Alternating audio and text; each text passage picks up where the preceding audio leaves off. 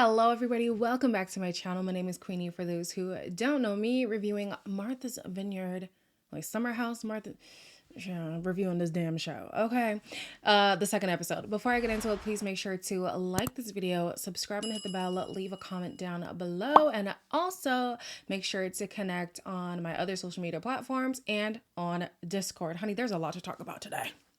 There's a lot to talk about today, so y'all better buckle up. All right, we're going to start with the continuation of last week's conversation over Jasmine's safety and Silas being displeased with Jordan's influence on Jasmine. Jordan is a really great friend to Jasmine. She just so happens to also be the party friend. New York is particularly dangerous at that time.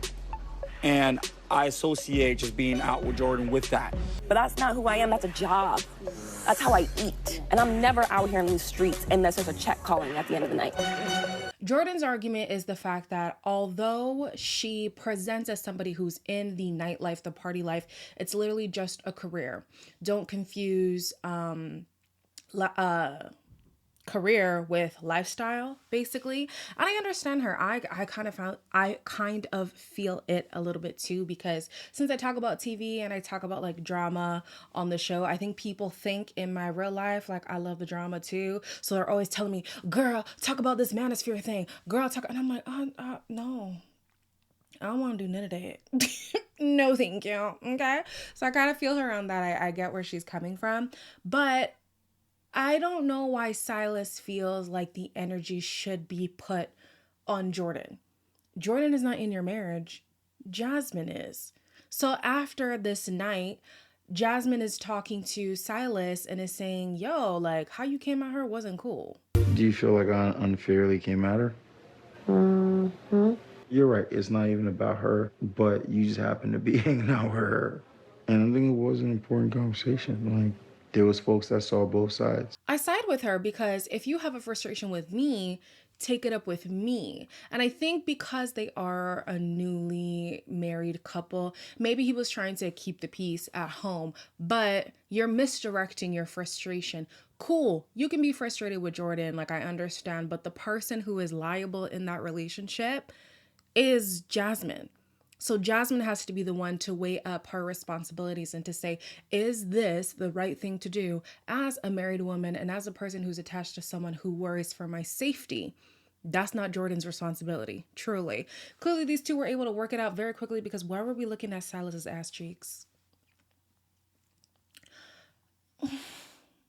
We could have done without.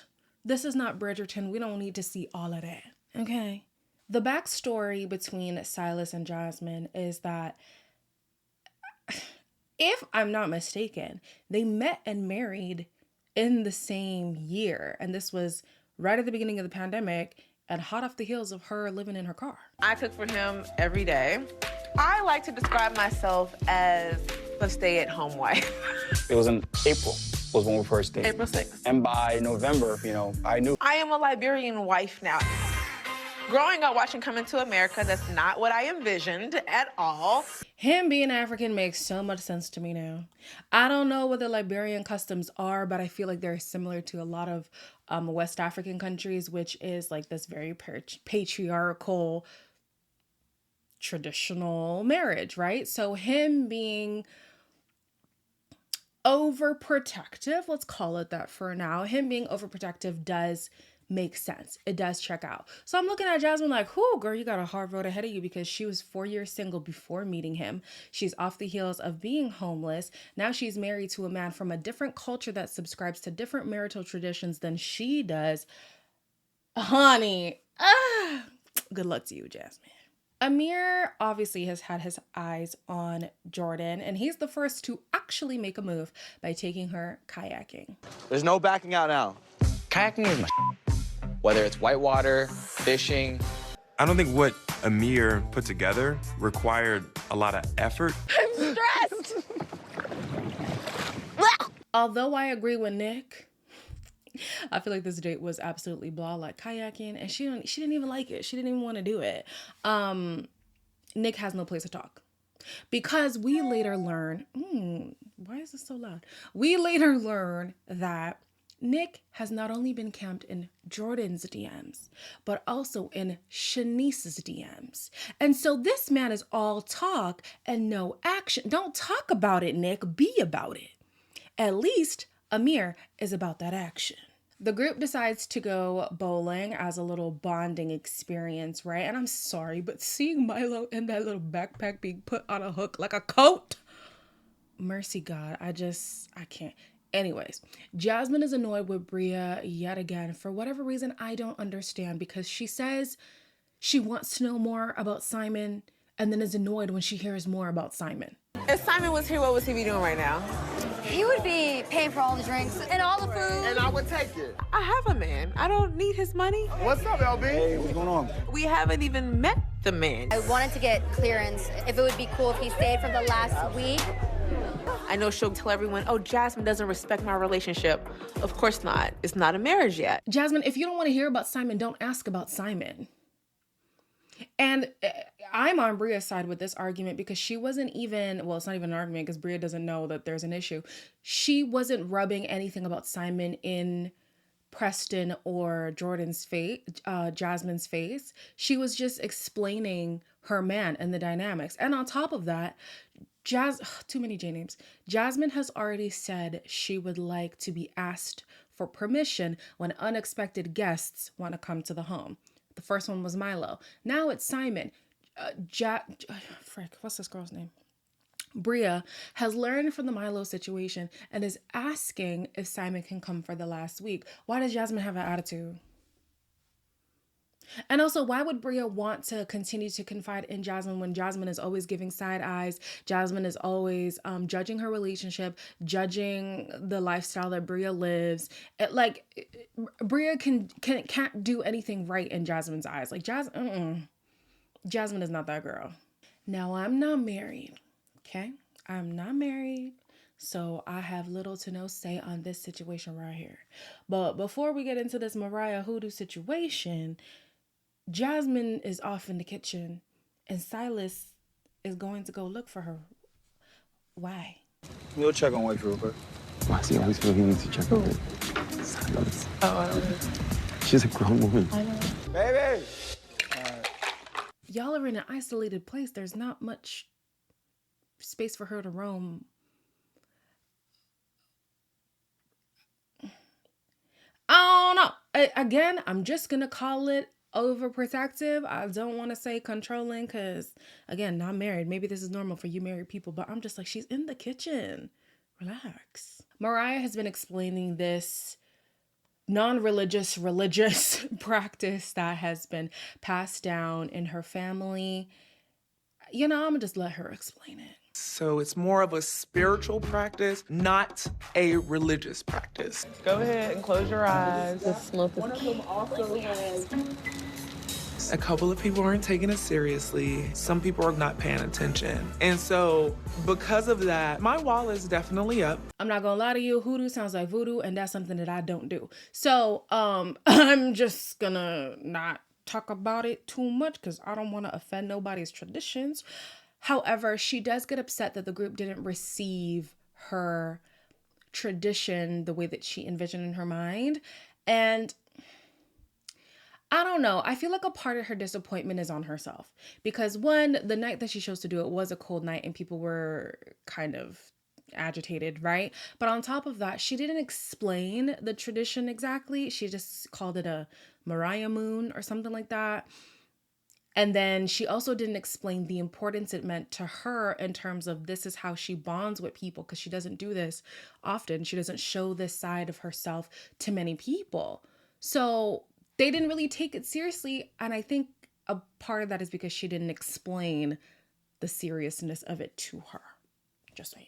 The next day, we have 2 new arrivals. We're going to wait to talk about Phil because he's a mess. But Shanice has arrived. Hello, Shanice. Hello. Hi. You heard that. I can't give her the most. Like, yo, what's up? I'm Nick. I know we talked a little bit, but From what I saw on Instagram didn't match what I saw in person, but that's perfectly okay. Nick is a scrub. Nick is an absolute scrub. This man is talking about, oh, she looks different than what she looks like on social media.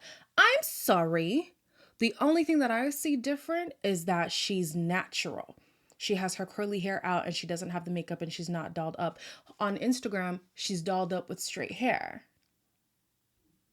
Now, I don't know about you, but Nick is looking very...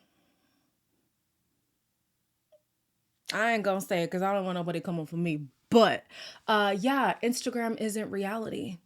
That's why you need to get your ass off the app and actually talk to these women in person. So as the girls are getting hyped to go out, Jasmine is asked, you know, how's married life? How's it going? And she's saying, honestly, the transition from single to married is very difficult for her. I'm still trying to figure out what my friendships and my marriage look like. I don't always know how my friends feel about me as a wife now. That adjustment is not easy. If you ask me, I think she's doing a pretty good job. Honestly, she seems very domestic, especially in comparison to the lifestyle that Silas was depicting she had prior to marriage. And the fact that her friends have noticed a shift in how she is clearly means that some changes are being made. Some effort is being put in. She's not the same person that they knew. And she's also not the same person that Silas knew before marriage. And I wish that he gave her more props. Like, the woman wakes up every day, gives you breakfast. She's a stay-at-home wife, even though she's working on her own career, being a screenwriter and stuff like that. Now, if he had a problem with her being tied to Jordan in the nightlife, I wonder how things would go if and when her career starts to pop off and she's out of the house more and doing more business engagements and, you know, business obligations that can't keep her in the home like you're used to. I wonder what that transition is going to be like. But honestly, I think she's doing an okay job. Of course, we know the night before Mariah was feeling away about how the group didn't receive her hoodoo practice. So today, the lingering frustration is now festering. And I think she needed somebody to put her frustrations on. So there is a situation with Milo. And yes, I do agree with Mariah, but I think the way that she handled it was not okay. Your dog stuff was in there with the clean towel. I put the pool towels and then this. This is fine. We already talked about it. It's a you problem. Girl, Watch take your tone. Watch your tone.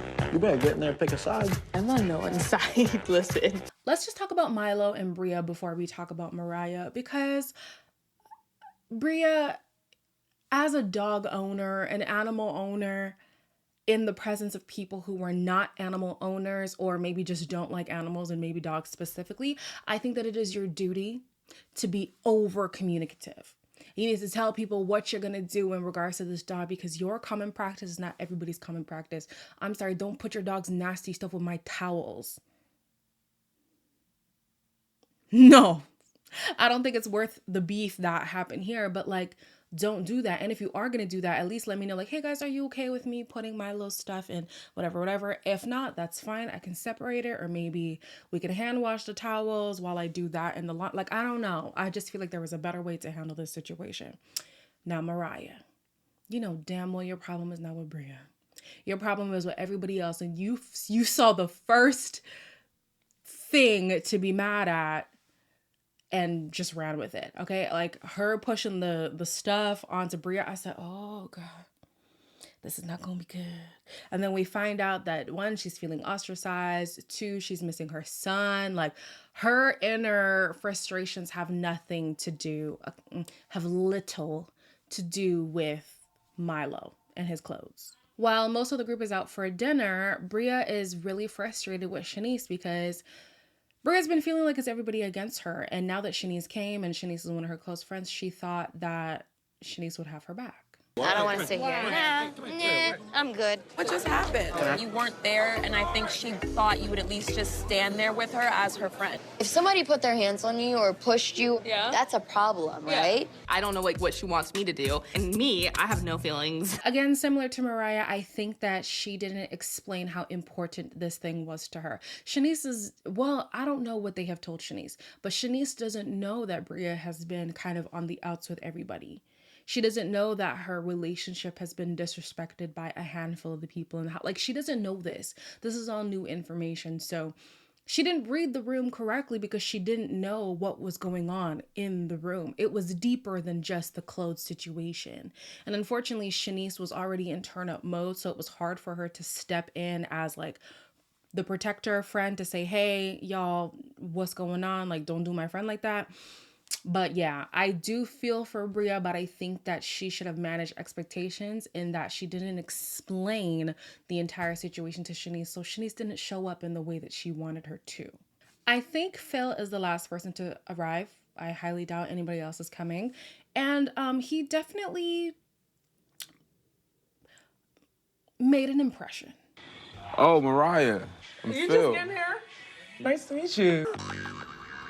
What? You know, I'm tired of trying to get help. Gotta do it, but you want something done right, you gotta do it yourself. All right, y'all, let's take a shot. Just order the Uber. And I'm in Nick's bathroom. Don't do that. Mariah, I was with you, girl. In this moment, I was with you. This man is fine. And he looks more fine when you compare the men in the house, because married and not married, a lot of these men look like dusties, okay? Either they look like dusties or they're boring, because Alex is fine, but he is so boring. But this is where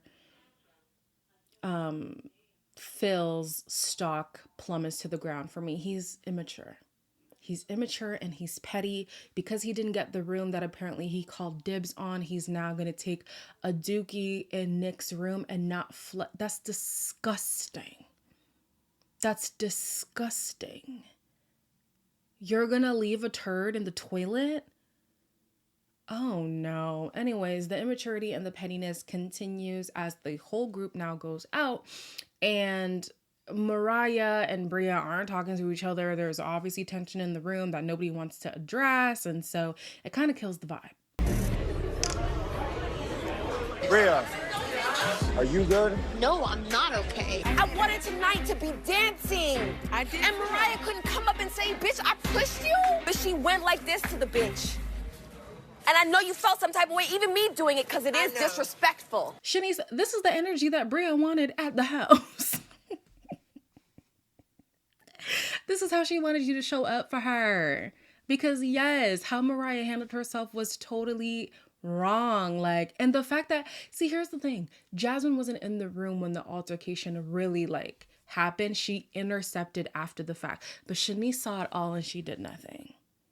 Yeah, I'd be mad too if I was Bria. But yeah, everything just comes to a head at the end of the night because they get back home. And I think the Mariah thing is kind of squashed because the girls decided, you know what, we're just going to go to bed. We're not going to address it. But the men now have their own situation because Nick is now confronting Phil. Can you flush the toilet, bro? We didn't flush it? No, you didn't flush it. We're better than that, bro. All right, that's corny, bro. That's mad corny, bro. I'm just gonna leave it at that. No, where the you going? Listen to this. I don't know who the you think of me. Hold on, or you hold know on. me. Hold on, hold but on, I'm Phil Brooks. Sit your little ass down real quick. Bring your over here, Finish our then. Bring your conversation. over here and see what a little ass can do to your big ass. I'm back to rooting for Alex because Phil, what is this? What is this? And then Amir, I'm so sorry. Amir looked like a little chihuahua compared to Phil. He looked like a little chihuahua barking like, I'll show you how big and bad I am. Boy, if you don't. I'm sorry. This is why short men have a complex, because people like me. I'm sorry. But yeah, this was so immature. This was so whack. I'm back to rooting for Alex and Preston. They seem to be the only men with sense in this crew. But let's see how this altercation pans out, child. It's only episode 2 and we already got what? Like 3 arguments, 3 big blowouts already? Come on, Martha's Vineyard. Okay, I see you. As always, like, comment, share, and subscribe. And I'll see you guys in the next one.